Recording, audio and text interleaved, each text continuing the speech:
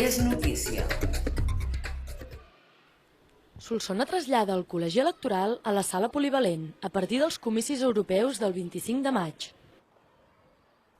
A partir d'aquestes eleccions al Parlament Europeu, l'Ajuntament ha decidit traslladar la ubicació del col·legi electoral per a totes les pròximes convocatòries oficials en què s'hagi d'anar a votar, marxant de l'escola Satelsis, on s'havia fet fins ara, per dirigir els votants a la sala polivalent.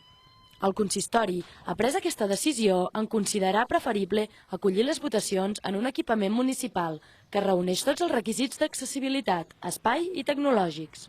Totes les meses s'ubicaran a la sala gran de la sala polivalent i s'intentarà respectar les indicacions dels comicis anteriors.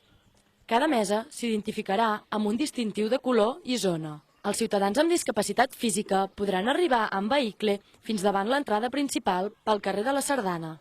Enguany, a més, també s'ha reduït el nombre de taules electorals i a Solsona passen de 10 a 8. Així, els electors del districte 1, secció tercera, i els del districte 2, secció segona, s'unificaran en una mateixa mesa. El nombre provisional de votants cridats a les urnes a la capital del Solsonès és de 6.201. Aquests dies també s'ha dut a terme ja a la sala de plens municipal el sorteig dels membres titulars i suplents de les meses electorals que es constituiran a Solsona amb motiu de les eleccions europees.